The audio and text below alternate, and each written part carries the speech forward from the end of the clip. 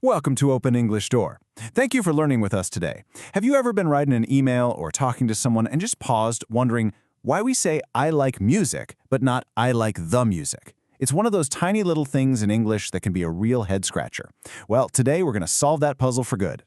So, let's start right there with that big question. Which one sounds more natural to you? I like the music or I like music. That one little word, the, it makes all the difference, doesn't it? And we're about to find out exactly why.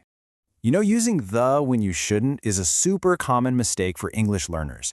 But don't you worry, because there's a really simple pattern here. Once you see it, I promise it's going to click and you'll remember it. Okay, just take a look at these examples on the screen. The elephants can swim. It sounds a little bit off, doesn't it? The correct, more natural way to say it is just elephants can swim. Same thing with the life is complicated. We should really say life is complicated. So what is going on here? Here's the secret. It is all about being general. When we say elephants can swim, we're not talking about some specific elephants at the zoo. We mean all elephants, as a big group. And when we say life is complicated, we're talking about the whole idea of life itself. So when you're speaking in these big general terms, you just drop the article.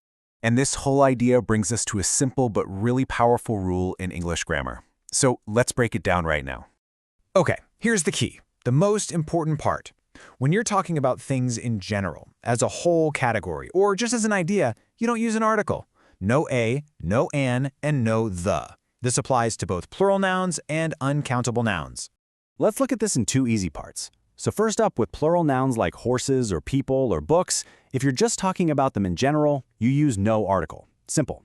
And second, with uncountable nouns, things you can't really count one by one, like water, music, or big ideas like love, the exact same rule applies when you're speaking generally. All right, so rules are one thing, but seeing how they actually work in the real world is so much better. Let's take a look at some real-world examples. People love stories. Think about this one. We're not talking about a specific group of people standing over there. We mean people in general, like all of humanity. It's a universal truth, so we just say people, not the people. Here's another great one. Prices are certainly rising fast. Now, we're not talking about the price of this specific gallon of milk, are we? Nope. We're talking about prices across the board, everywhere. So no the is needed. Think about making a shopping list. You'd say, we need rice, sugar, eggs, right? Rice and sugar are uncountable, and eggs is plural. We're not talking about a specific bag of rice we saw last week, so we just don't use any articles. And check this one out. Curiosity is the most important thing you own. Curiosity is one of those big, abstract, uncountable nouns. We're talking about the quality of curiosity in general, as an idea. So no article is needed. See the pattern? All right, you've seen the rule, you've seen it in action. I think you're ready. Now it is time to test your knowledge with a little quiz. Let's do this. First one up. You want to tell someone that you don't drink coffee, just in general. What goes in the blank? I don't drink coffee. If you said nothing, you are absolutely correct. I don't drink coffee. Since we're talking about coffee as a general category of drink, we don't need an article at all. Awesome. Okay, now for a slightly trickier one. What about this sentence? What did you do with blank coffee I bought? Are we talking about coffee in general here, or a very specific coffee? That's right, we totally need the here. What did you do with the coffee I bought?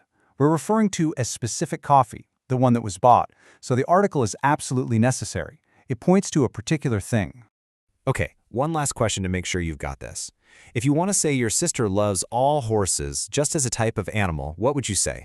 Yes, that's it. My sister loves horses. This refers to the entire category of animals. Now, if you were to say, my sister loves the horses, you'd be talking about a specific group of horses, like maybe the ones that live at the farm down the street. Fantastic job. So, after all that, what is the single most important thing to take away from all this? Here's the golden rule, the one thing to remember. When you're talking about something in general, could be dogs, music, happiness, anything, just use the noun all by itself, no article. And that is why we say, I like music, not I like the music. And there you have it. That's how you master articles for general statements. Now that you've got this rule down, what other part of English grammar are you struggling with? What should we tackle next? Let us know in the comments below. And if you found this explainer helpful, please be sure to subscribe for more. Keep practicing. See you next time at Open English Store.